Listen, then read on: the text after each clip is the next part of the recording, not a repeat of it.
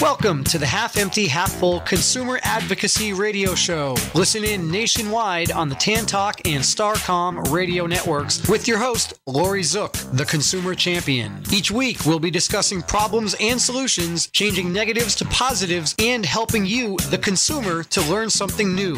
Get smarter faster and avoid scams and fraud. All opinions are that of the host and guests, and all shows are for educational purposes only and not to be construed as legal advice. Here's your host, Lori Zook. And welcome to the show. I have two great guests today.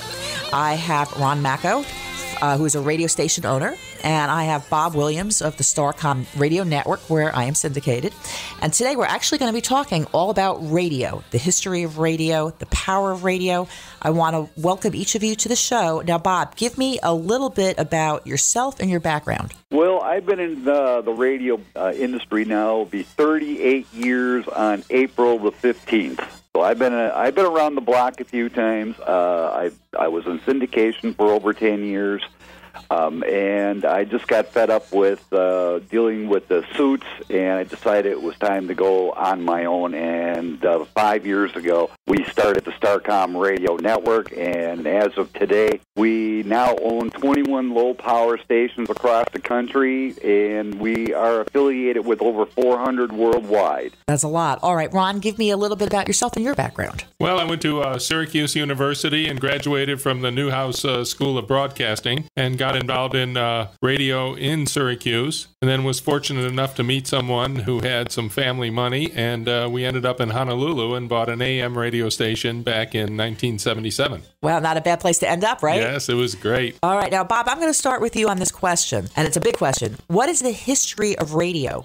How did radio come about? Well, everybody assumes it's Marconi. I mean, if you look at history, Marconi did the wireless, yes, but it was basically maritime. The actual first, my history is not that well about this, but the actual broadcasting didn't come out till the late 1920s, early 1930s is when the first real radio broadcast came out. And even then, the first broadcast, if memory serves me correctly, was a speech by a politician. Okay, interesting. Anything to add to that, Ron? No, it took a while. There were just a few stations on the air in those days, and big powerhouse stations. Now, did a lot of people have radios once radio came out? Was it exciting enough for people to go out and get them? Oh, yes. Yes, okay. They sat around the radio and listened like they do the TV today.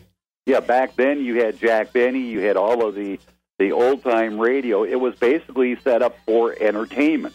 Gotcha. All right. Now, talking about politicians, you were saying that they listened, politicians, I'm assuming news anchors, they used radio to broadcast the news more quickly than the newspapers, correct? Was that part of the excitement, or was it more entertainment geared? Initially, in my opinion, it was entertainment. It really, the news aspect of it really didn't come about until you started having the issues going on in Germany at the time when Hitler was starting to rise to power. So I believe it transitioned into news around that era. Now, your other guests might disagree with me, but in my opinion, that's when the real transition to news came in.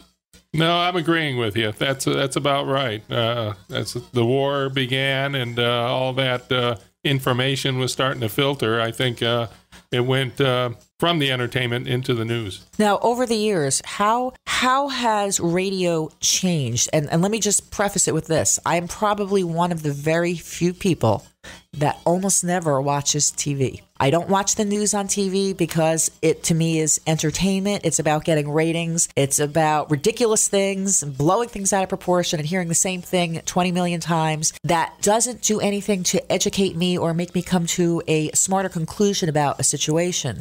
So I tend to listen to the radio more often. And believe it or not, I can find little blurbs of interest on Facebook if I'm that bored, but I don't watch television. So over the years, and let me start with you, Ron, how has it changed? Well, radio basically took over as the first medium to get your information. As television, they'd have the evening news, so people would come home from work and find out what happened during the day. But you had radio you could tune in on your way home or on the way to work or midday and a lunch break or whatever, and found a lot of information that way. As we know, it's evolved into the internet now, and that's taken over for the information path of what's going on. All right, Bob, anything to add to that? Well, I'd like to add that, when people first started listening, yes, they'd listen to the AM, and eventually FM came into being. And if you've noticed the transition, FM radio is basically your entertainment. This is where you hear the vast majority of your music.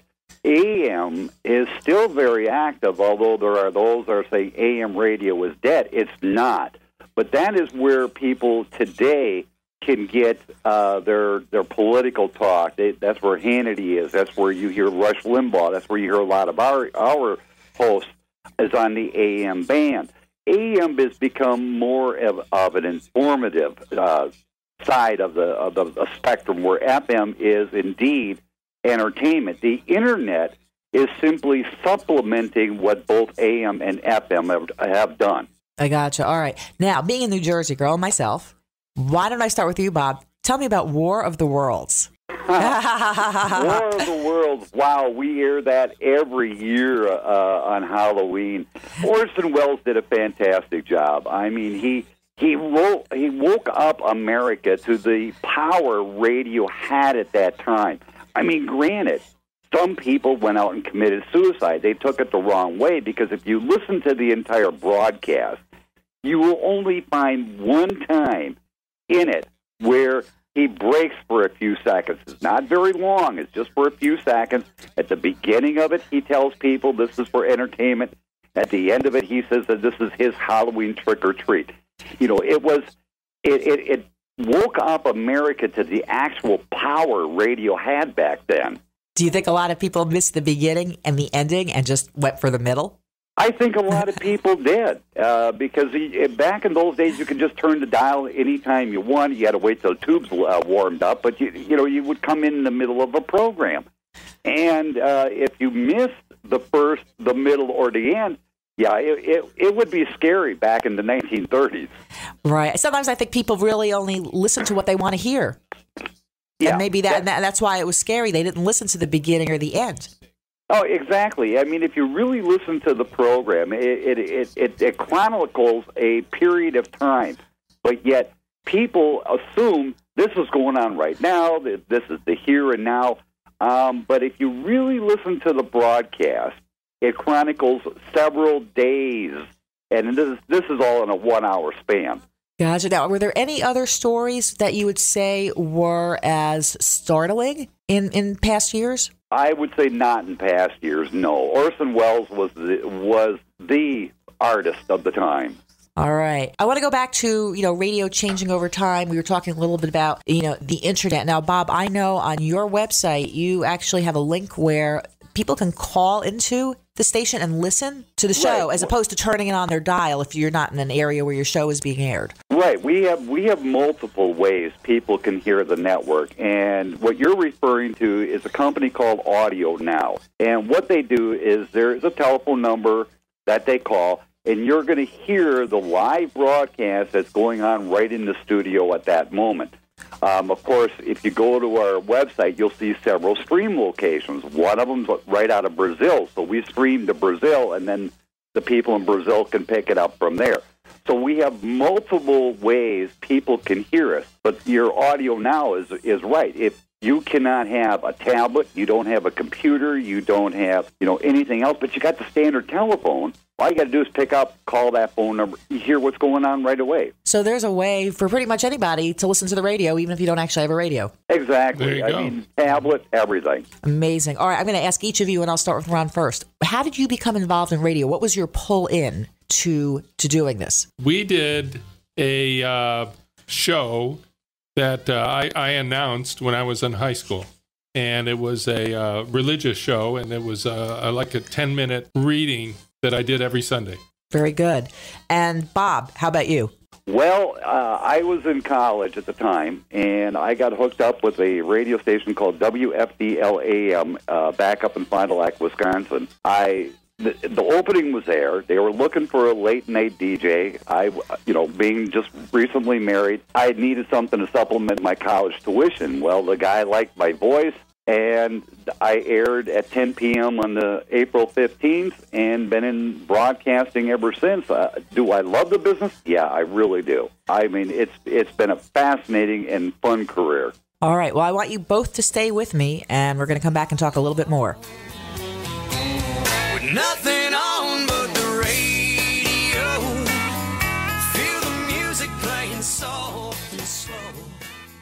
Our highly competitive and hectic world is fraught with dishonesty and challenges. Critical decisions must be made on a daily basis with accuracy when substantial assets are at risk. When you are confronted with a decision point involving opportunity and risk, consult with Sharpline Investigations, statewide experts in due diligence, investigations, and litigation support. Sharpline's professionals work with clients to conduct interviews, deep background investigations, and develop facts and intelligence related to litigation. When circumstances require confidential and expert fact-finding, turn to Sharpline Investigations, the statewide leaders in investigations and risk mitigation. Visit sharplineinvestigations.com or call 855-394-0042. Hello, I'm Jim Velasquez. Does getting a lousy 1% on your CDs make you sick to your stomach? Inflation is hovering at 3%, so what's really happening? Allow me, Jim Velasquez, to send you my free report. If you haven't reviewed your CDs in a while, don't get this report. It will break your heart. If you want to fight back and beat the bank, text RETIRE to 72727 for this free report. Let's beat the bank. Text RETIRE to 72727 for your free report. What's your IRS problem? Do you owe back taxes? Is there a lien placed on your property? Have your bank accounts been frozen or seized? Have your wages been garnished? Are you being audited by the IRS? Are they sending you letters that demand actions and have urgent due dates? Well, solving your tax problems is as easy as calling Taxes 321. The IRS is the largest collection agency in the world. You need the best representation to give you peace of mind. You need experienced professionals that can cut through the red tape and stop the collection process. If you have a serious problem with the IRS, call the Taxes 321 network today. We'll get them off your back. 800-511-3022. 800-511-3022. 800-511-3022. 800-511-3022.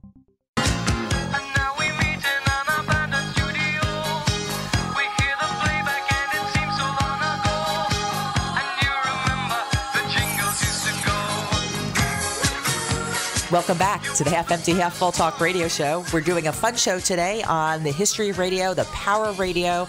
I've got Ron Macko, who was a radio station owner, and I've got Bob Williams of the Starcom Radio Network.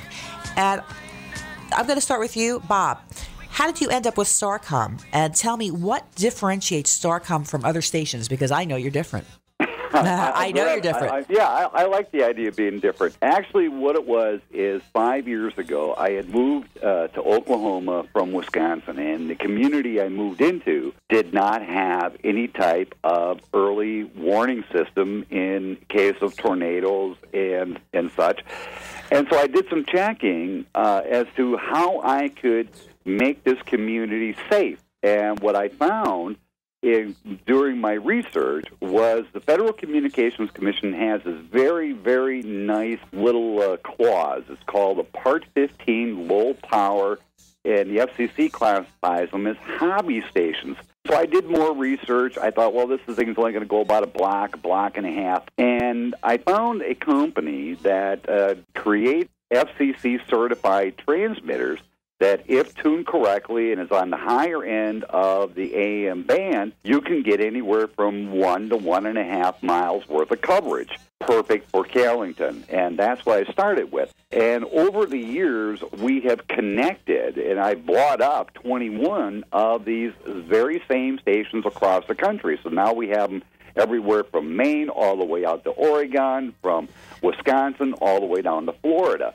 So we cover the entire country but they're small. They're community stations serving maybe 500 people tops.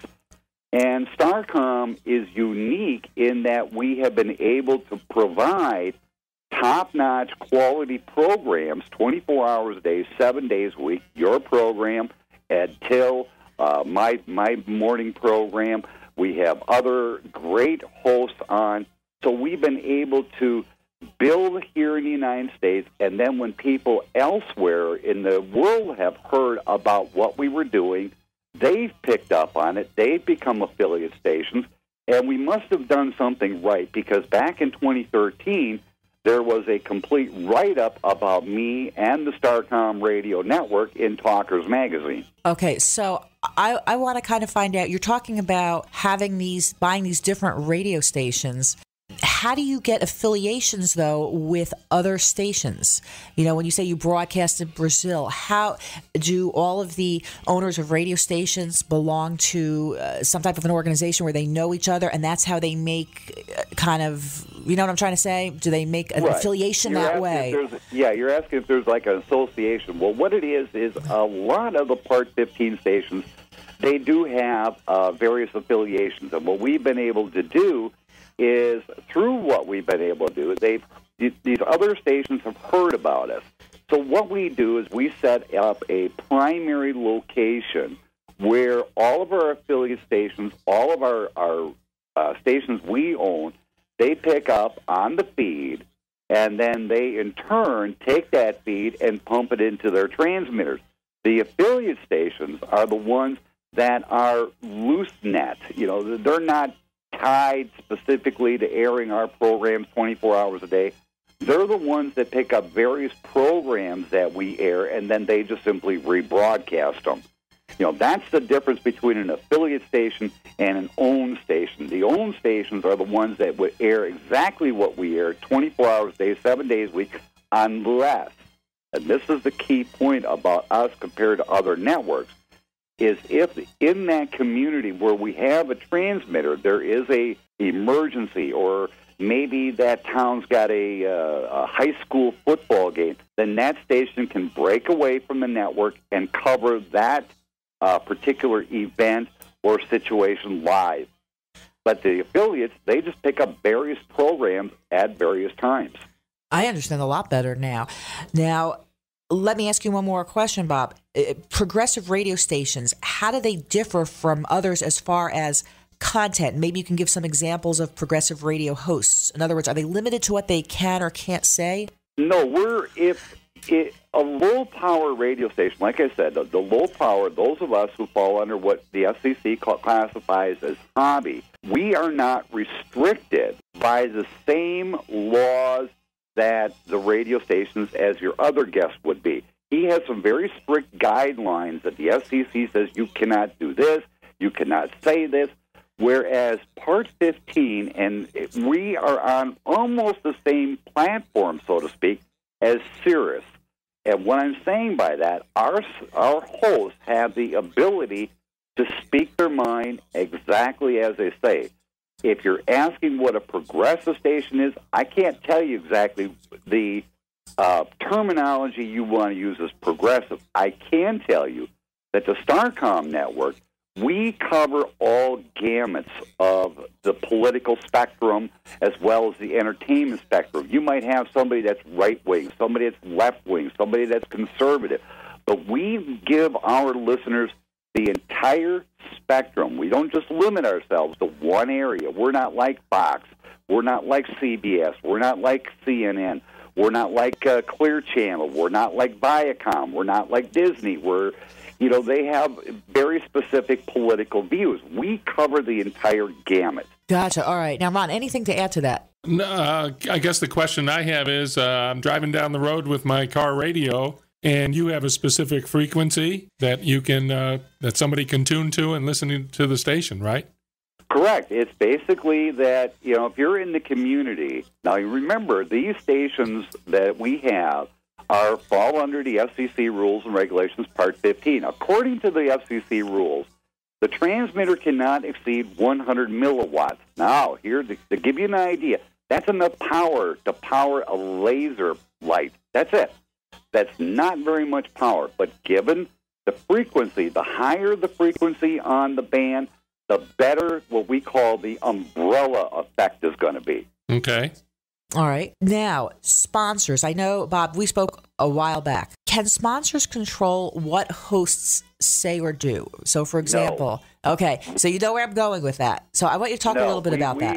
Yeah, that's the big problem that we've run up against. I myself have gone out to try to get sponsors like from Walmart and from Sears and some other companies. But the second, they want to get on. Yes, I'm not going to say they don't. We've had, Walmart wanted to get on the network from the get-go. However, Walmart wanted to say, well, you can't say this or you can't say that. No, I'm sorry. My network doesn't do that. We don't accept corporate advertising. Do we accept a small mom-pop community advertising dollar? Yes, but don't tell me what we can and can't air, because then I don't want your money. Right, I got it. And that's one of the things I find with my show being consumer advocacy is if I'm talking a lot about, for example, foreclosures of the big banks, which is a common theme recurring throughout my show, I don't really want the big banks to advertise on my show because I don't want them to control what I can or cannot say.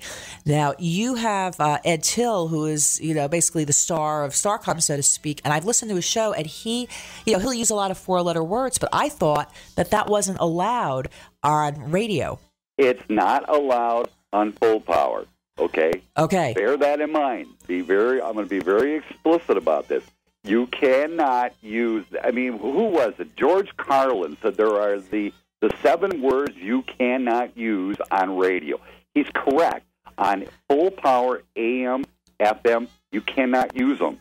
Remember, we are a Part 15 low power. We do not have to go by the same guidelines as your full power AM and FM. So Ed Till, he gets away with saying what he does. Sometimes I've dropped the F-bomb during my show. It's, if you go to Sirius, if you've ever listened to Howard Stern. That was my next thought, right. Exactly. We, in a sense, are Sirius, but we are on your AM dial. If you are in a community where we have a transmitter, you can hear us right over your car, your house stereo. But like I said, because of the Internet, and the regulations regarding the Internet has not been to the point where you say, well, you can't use that language on the Internet for a low-power station. You can get away with it. If you've heard podcasts, people drop it all the time. Low power is hobby, according to the FCC. We have been fighting with the FCC, and I'm not going to say we haven't.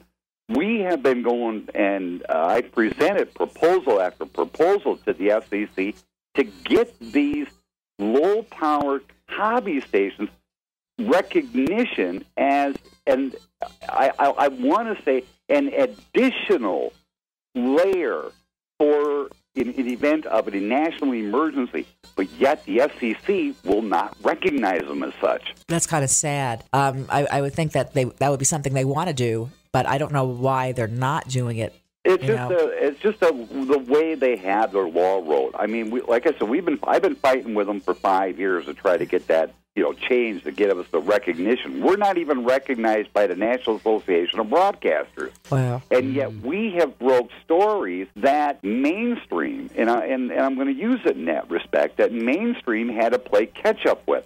In one instance in particular, Occupy activist Cecily McMillan, who everybody's heard about, she was in Rikers Island. Now, Democracy Now! Came out and said, we have an exclusive interview with Cecily McMillan, but that was after, the moment she got out of jail. Well, guess what? Breaking news. Starcom Media, the company, the parent company, we had Brent Langle, one of my own reporters, got inside Rikers Island, video camera in hand, and did an interview with Cecily McMillan. We had the exclusive, not Democracy Now!, not anybody else. And when we approached Democracy Now!, we approached the networks. We were told, basically, shut up, we don't want your story. That's scary. And I'm going to interrupt you just for a second because we do have to take a quick break, but I want to come back and talk about that a little bit more. Stay with us.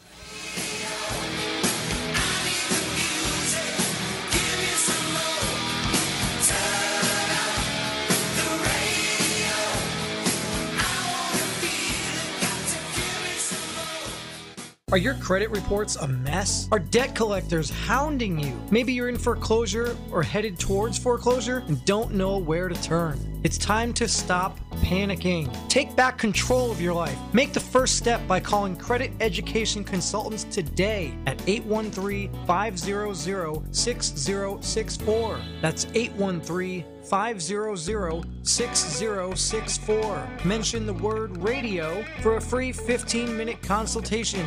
Don't delay. Call today.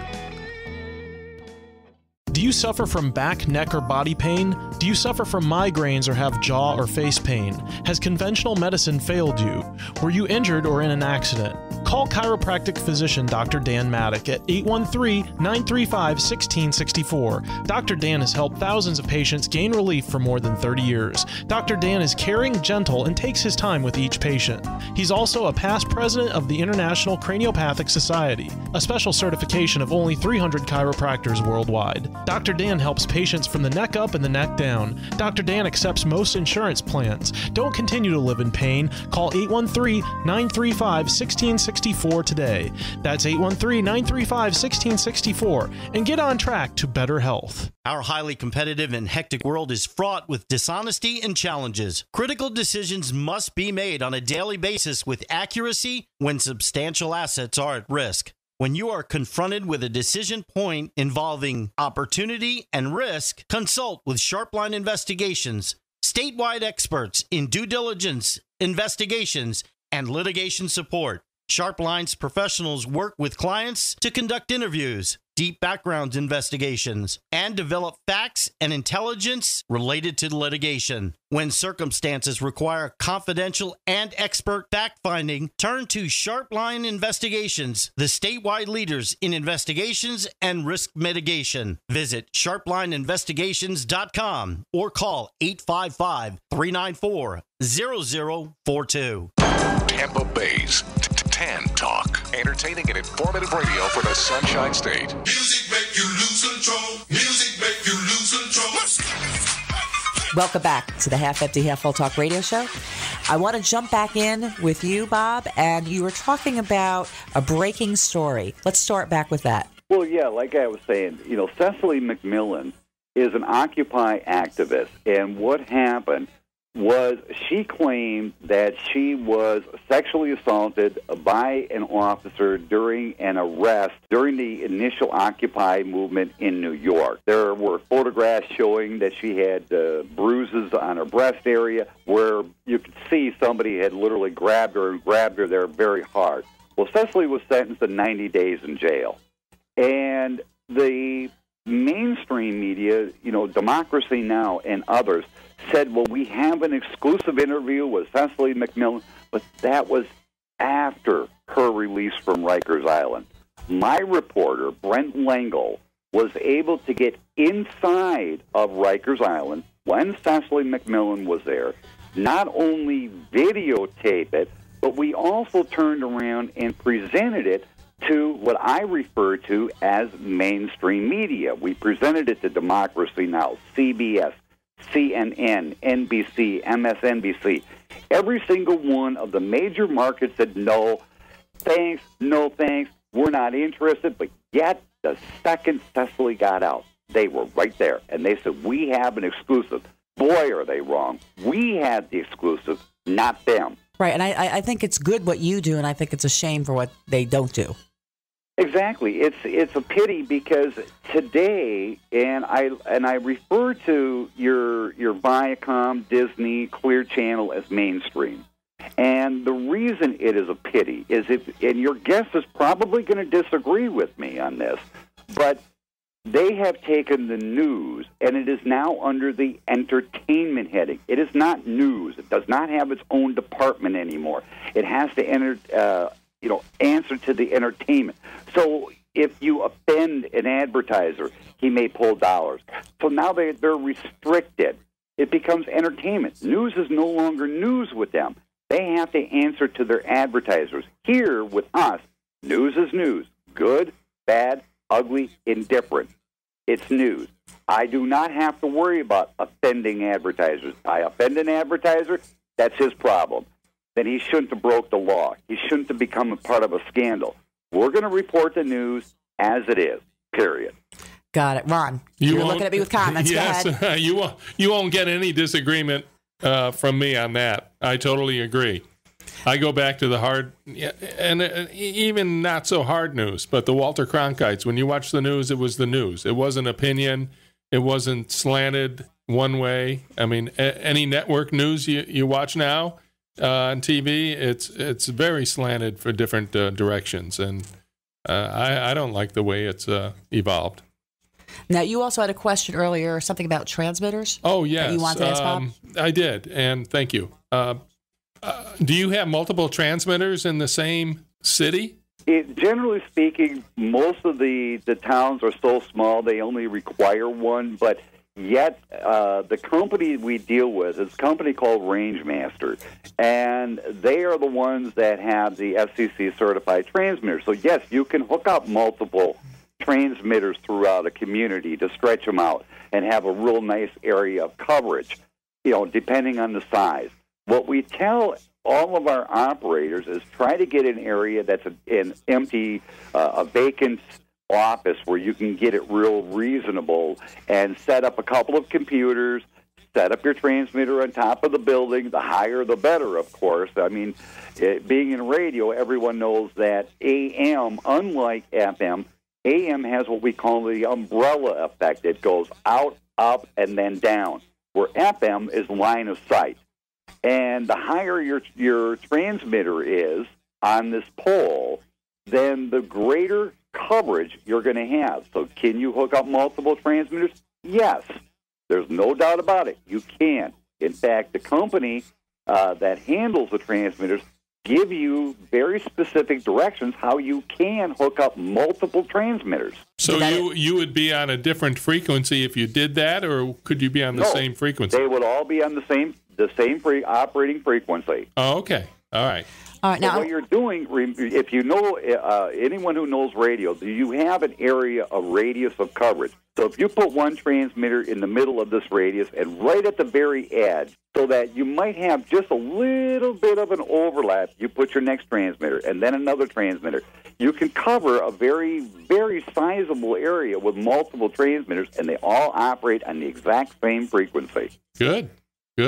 All right. Now, I want to talk a little bit in this segment about how people who are interested in becoming a radio show host, because I found it very interesting to do it. I mean, it's a hobby. Maybe someday it'll be a profession. But, Ron, what advice would you have to somebody who would want to get into radio? Well, there are a lot of schools that are out there that could direct you into the business. And the practice of the speech aspect of it and basic knowledge.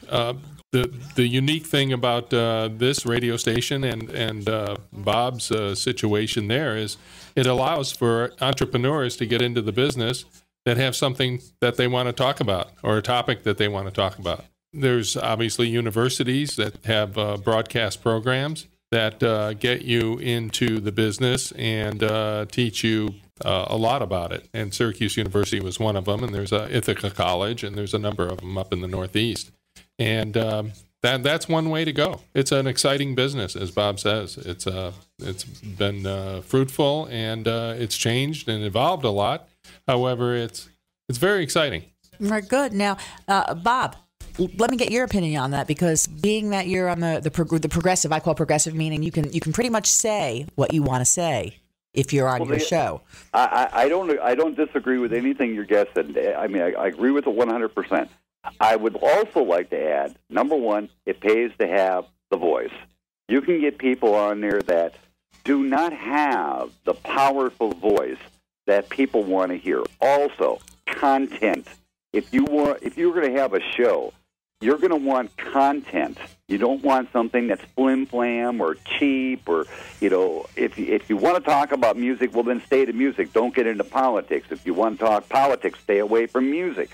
Ed, of course, has been in the business just about as long as I have, in fact, about 2 years more. But he's been able to blend them. If you don't have content, you don't have the voice, my recommendation, broadcasting may not be for you. Other people will say, well, I could do a podcast. Now, a podcast is a recorded show that goes on like Blog Talk Radio, other areas. well, that's fine and dandy. But if you want to get into real broadcasting and you really want to be part of the machine, so to speak, get away from the podcast. Get yourself auditioned. And if you have the content, you have the voice, you have the ability, radio would be a area to really look into. Stay away from blog talk. To me, it's junk. All right. I mean, there are a lot of people who have successful blogs. I've heard people can even monetize blogs or the podcasts, but that's a little bit different than, being on the radio. Now, maybe using Ed Till as an example, does he have an actual format when he goes into a show? Because he speaks for several hours, correct? Right. So how does he do it? He has really no set format. I mean, he is very independent. He covers every one of the networks for news. So if breaking news comes up, he cuts away to it. He has, as far as music, he goes from jazz from the 1920s all the way to today. He plays some pop. He plays rock. He has a artist showcase, which he initiated over 40 years ago, and he highlights various artists. Ed does a variety show. It's not really what you would call a strict format. His is a variety show. Mine is political. A lot of my other guests are political. Jonathan Wolfman, he is an author. Therefore, his show concentrates on essays by other authors. So like I said, it depends on the individual and the content that any network looks for. They're not going to look for, can we get another Sean Hannity? Can we get another Rush Limbaugh? You've got enough of them. You're going to want something that's unique but yet powerful. Right, and honestly, I'm tired of Rush Limbaugh and Sean Hannity. You can only, you listen to it for 5 minutes, and an hour later, they're still talking the exact same thing, even if you tune back in. And then I find it pointless to just hear it over and over in my head, because who wants to hear it 20 times? They run their course. Yeah. It's a little bit exhausting. How do you get a good interview when you do have a guest on? Wow. How do I get a good interview? Yes. I don't go by a set format. Like a lot of people, I've been trying to get, to give you a prime example, we have been covering a story regarding the scandals that have been going on up in Savannah, Georgia. And we have two of the people that we've been targeting in our investigative reports, we've asked to come on to my program in particular to address the allegations levied against them. And one of them in particular, Edna Jackson, who's the mayor, we've asked her to come on to the program. And her secretary right away says, well, we submit us a list of questions. We'll go over them. We'll review them. I'm sorry. If you come on to like my program or some other of our talk show host program, we're not going to give you a list of questions. We're not going to let you be prepared. We're going to come at the hard questions because our listeners are going to want the answers to tough questions. And you're not going to get a list of them. If I give you a list of them, I guarantee you, when you come on air, I am not going to ask you a single one of those questions. Right. I will ask the questions as you have answered the previous questions. All right. I want you to stay with us. I have a comment to come back to that with, so we'll be back in just a moment.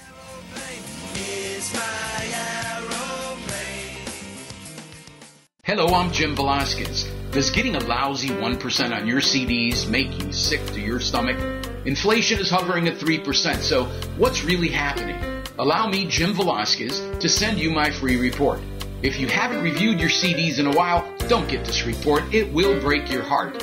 If you want to fight back and beat the bank, text RETIRE to 72727 for this free report. Let's beat the bank. Text RETIRE to 72727 for your free report. Our highly competitive and hectic world is fraught with dishonesty and challenges. Critical decisions must be made on a daily basis with accuracy when substantial assets are at risk. When you are confronted with a decision point involving opportunity and risk, consult with Sharpline Investigations, statewide experts in due diligence, investigations, and litigation support. Sharpline's professionals work with clients to conduct interviews, deep background investigations and develop facts and intelligence related to litigation. When circumstances require confidential and expert fact-finding, turn to Sharpline Investigations, the statewide leaders in investigations and risk mitigation. Visit sharplineinvestigations.com or call 855-394-0042. Are your credit reports a mess? Are debt collectors hounding you? Maybe you're in foreclosure or headed towards foreclosure and don't know where to turn. It's time to stop panicking. Take back control of your life. Make the first step by calling Credit Education Consultants today at 813-500-6064. That's 813-500-6064. Mention the word radio for a free 15-minute consultation. Don't delay. Call today.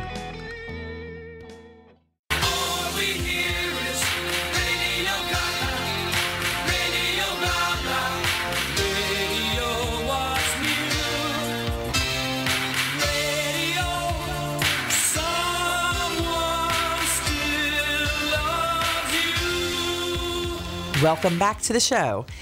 Bob, I'm going to jump right in here. Ron and I were talking a little bit on the commercial break. Now, when you're doing an interview in a situation with the mayor, for example, you're looking for the honest, actual answers where they're not prepared questions and they're not reviewed, so that person actually has to look you in the eye and give you the real answers. When I do a format show, my show is has a totally different purpose. I am looking to educate people as to a particular topic. So my shows are all formatted out with a nice outline, and I work off of that outline. I let my guests see that outline so that we can effectively try to make a change and educate people as to whatever that specific topic is. So we're kind of opposite in that. But I want you to continue on and tell me what happened with the rest of your story. Well, the thing is like I said, we talked to Edna's secretary, and she wanted us to give her a complete list of the questions. And, of course, I'm going to refuse. I told her right out, you want to come on my show to address these accusations levied against you, then you're going to come on, you're going to face my listeners, you're going to answer my questions, and needless to say, they refused. The same with the aldermen we were trying to get on. I mean, we've been literally bringing the proof against both of these individuals out on the internet, through our radio stations, through YouTube and all the social media, hoping and praying these guys would say, okay, enough, I surrender, I'm going to come on your show, I'm going to address them. Instead, they've turned tail and run. So what do you do? That says to me something right there. If you're turning tail and running, then it's time to get them out of office. It is. It is time. And I'm hoping the people in Savannah realizes that as well, and that they wake up and say, look, you know, this is what's going on. This is what our mayor's done. Why won't she answer the hard questions? And then I get the response from the citizens of Savannah. Why hasn't WSAV, WTOC in Savannah issued, a statement or covered this story? Why is it a network based in Oklahoma is challenging our government? Well, the simple question to that, the simplest answer I could say to that is because Savannah's there. But that's not the reason. The reason is the Starcom radio network is community. We focus on the community. I don't care if it's Savannah. I don't care if it's Chicago. I don't care if it's Miami. I don't care if it's Satellite Beach here in Oklahoma, Sallisaw. I don't care what community in the United States. If there's a news story there, we're going to do our best to cover it, and probably more in-depth than your big-time outfits will, because they're going to spend 2-3 minutes, and that's the end of the story. But that's never the end of the story. The end of the story is when the bad guy goes to prison. That's the end of the story. So there's not a lot of follow-up in some stories, is what you're saying. Very, very little, and I'm sure your guest would probably agree with that. Unless you're talking Richard Nixon, unless you're talking President Obama, John Kerry, Hillary Clinton, you're not going to hear the follow-up to, John Doe killed his wife. You're not going to hear that follow-up, but if it's a national story, oh, yeah, they'll cover it. It's interesting. It's selective news. For sure. It's always been that way, I think. Well, now, Ron, let me ask you, typically when people are on the radio hosts like myself, do they normally have to find their own advertisers? Are there sponsors for the station? How does that work? Well, it depends. It depends if the station has hired the announcers to do the show, then they usually have a sales department that goes and sells advertising for the radio station. In the sense of other types of stations, they broker the time where people would come on and pay for the time, and then they would, in most cases, try to find the advertisers themselves. Gotcha. Now, for someone who is interested in becoming a radio host, how important are presentation skills? How important is it to be able to be a host? I've been on both sides. I've been both the host and I've been the interviewed person. To me, they're two totally different things, because in the mind frame of a host, you're not manipulating any conversation. You want to get the truth out, which is what I think Bob was saying, but you kind of have a certain amount of time in which to keep that conversation going down the road and coming to hopefully a good conclusion. I think that's very important. And how you talk to the people, how you feel calm and confident about what you're doing is very important. And a lot of people have stage fright, but I've seen people that just wanted to get into it. They had a attitude that they want to be in the business. They started off very shaky, and 3 or 4 shows into it, they sound real good. Right. Well, it's interesting. I find that guests, and this show is actually recorded, but guests will be nervous just coming into the station because they haven't done it before. They put on the headphones. We kind of explain how it works. And it's a lot less nerve-wracking, I think, than live radio. But now, Bob, you do a live show, correct? Right. Yeah, I do a live show Monday through Friday. Okay. And what happens if you make a mistake? You don't make any, right? I chalk it up to my intern.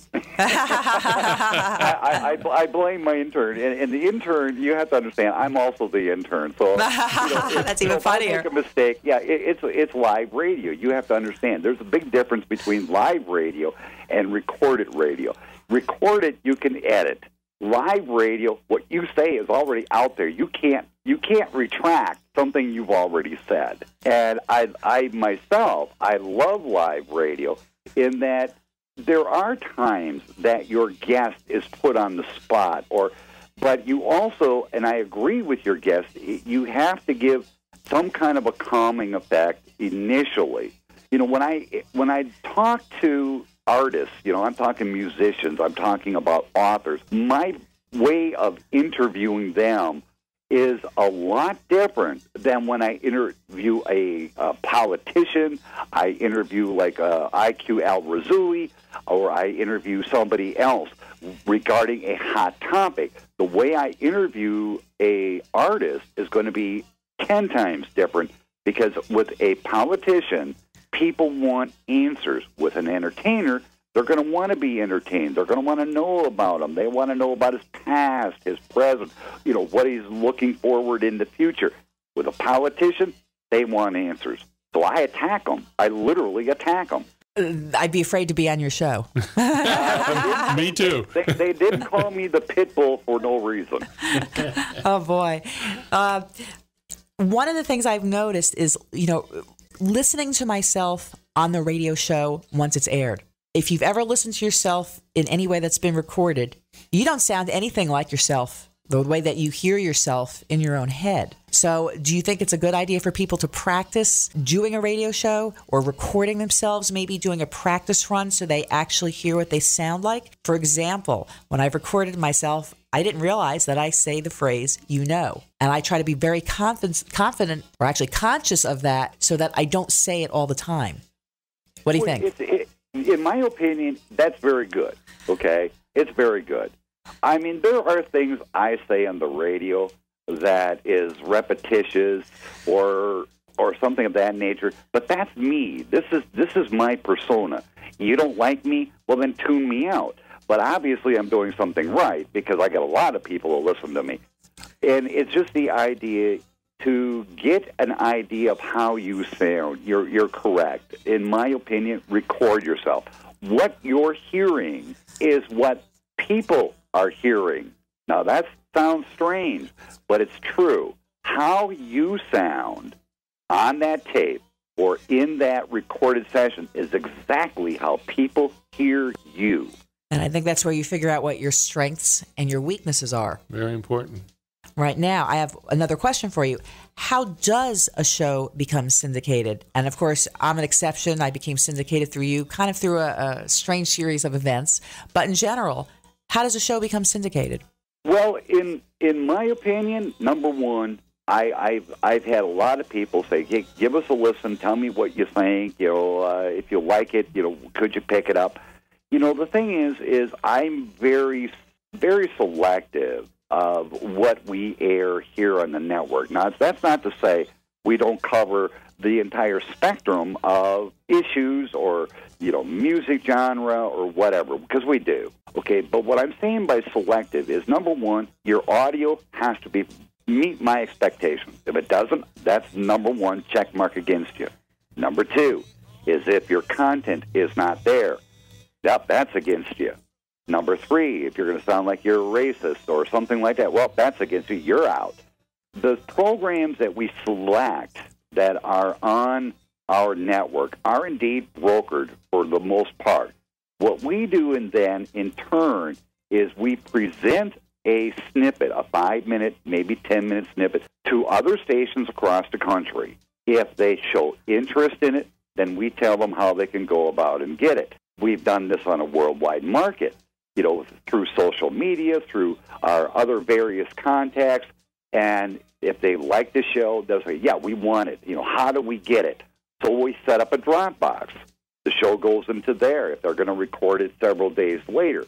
If they're going to pick the show up live, we say, okay, here's the stream location, plug it into your automation system, and you got it. It's hard work on my end to get people in the syndication because of sometimes the type of content they have. Your program was a dream because people are always concerned with how this consumer is being ripped off, and you're educating them.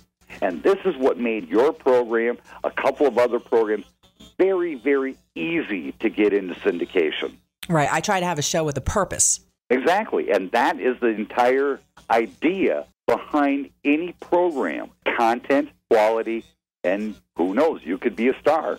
Well, I think you guys have given me some great information, and hopefully to our listeners too. And I want to thank both of you. Thank you for the being opportunity. Here. Sure, Ron, is there a way for people to reach you if anybody would like to? Well, I'm here at the radio station called the Tan Talk Radio Network, and providing sales efforts here. Okay, and the number there is 727-441-3000. All right, and Bob, how can people reach you? You can call me directly on the studio line, and it's 918-966-2391, anytime 9 a.m. to 4 p.m. Central Time, or go to our website at kkrplaser1610.com, and that's spelled Lazer 1610.com. Great. Thanks again for joining me, and join us every week for a new half-empty, half-full consumer advocacy talk radio show. Learn something new every week and get smarter faster. Be safe.